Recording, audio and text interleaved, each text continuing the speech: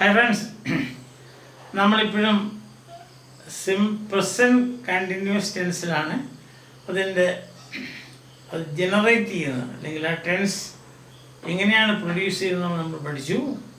To ബിയുടെ present forms is are plus ING form of verb that is present participle.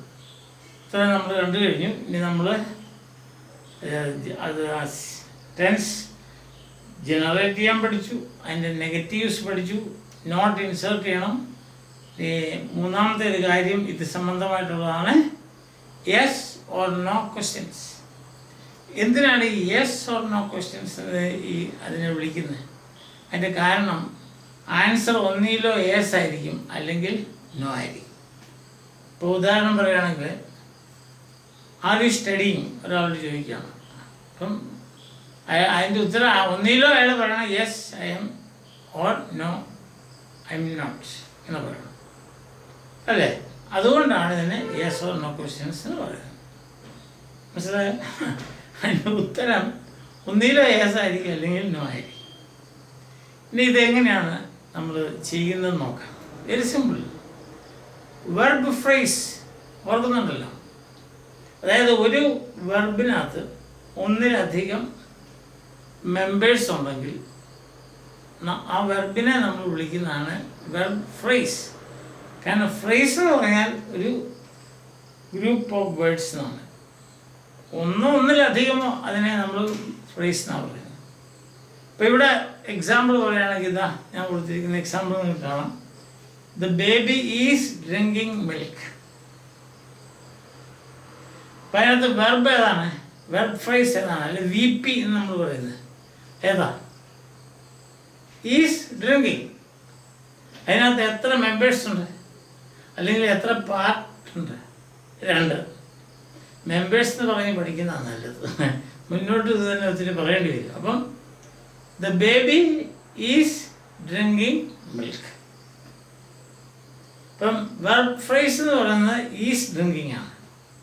ഇപ്പം ഇങ്ങനെ വരുമ്പം verb ഫ്രേസിൻ്റെ ആദ്യത്തെ മെമ്പറിനെ എടുത്ത് സെൻറ്റൻസിൻ്റെ ഫ്രണ്ടിലിടുക, അതായത് മുന്നേ കൊണ്ട് എഴുതുക.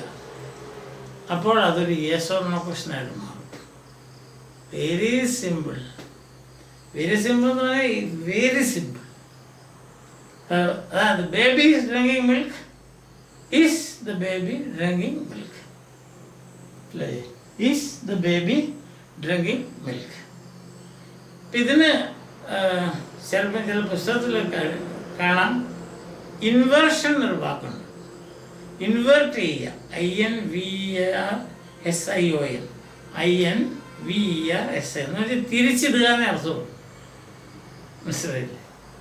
ആദ്യത്തെ സ്റ്റേറ്റ്മെൻ്റാണ് സാധാരണ നമ്മൾ പറയുന്ന ഒരു സ്റ്റേറ്റ്മെൻറ്റ്, ഒരു സാധാരണ പറയുന്നൊരു വാക്യം. അപ്പം അതിന് the baby is drinking milk. ഇപ്പം ഇതിനകത്ത് ഞാൻ പറഞ്ഞ പോലെ എന്ത് ചെയ്യണം? അതിനെ ക്വസ്റ്റ്യൻ ആക്കാൻ, യെസ് ഓർ നോ ക്വസ്റ്റ്യൻ ആക്കാൻ എന്ത് ചെയ്യണം? വെർബ് ഫ്രേസിൻ്റെ ആദ്യത്തെ വാക്കെടുത്ത് സെൻറ്റൻസിൻ്റെ ആദ്യം ഇടുക. Move the first member of the verb phrase to the front of the sentence. അപ്പം വെർബ് ഫ്രേസിൻ്റെ ആദ്യത്തെ വാക്കെടുത്ത് സെൻറ്റൻസിൻ്റെ ആദ്യം ഇടുക. ദെൻ അത് ഉടനെ ക്വസ്റ്റ്യനായിട്ട് മാറുകയാണ്. ഒരു ക്വസ്റ്റ്യൻ മാർക്ക് ഇട്ടേക്കണം. Is the baby drinking milk? Question answer എന്നായിരിക്കും?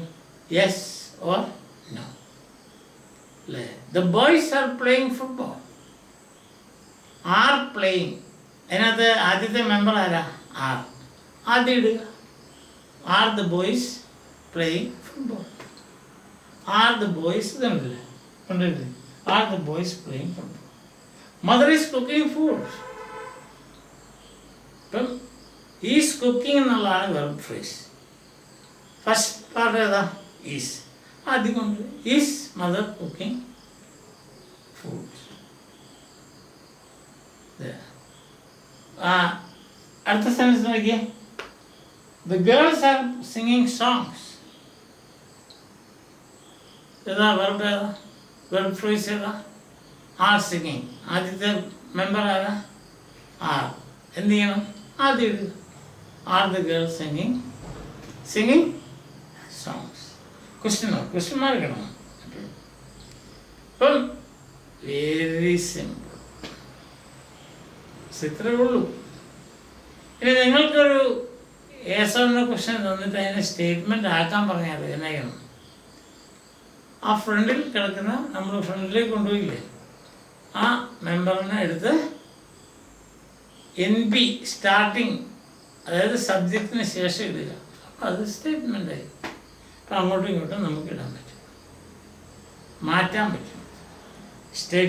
ഏസോന്ന ക്വസ്റ്റിനെ സ്റ്റേറ്റ്മെൻറ്റായിട്ടും സ്റ്റേറ്റ്മെൻറ്റിനെ ഏസോന്ന ക്വസ്റ്റൻ ആയിട്ടും മാറ്റാൻ ഒരു ബുദ്ധിമുട്ടുമില്ല. Very simple. It's a very simple operation.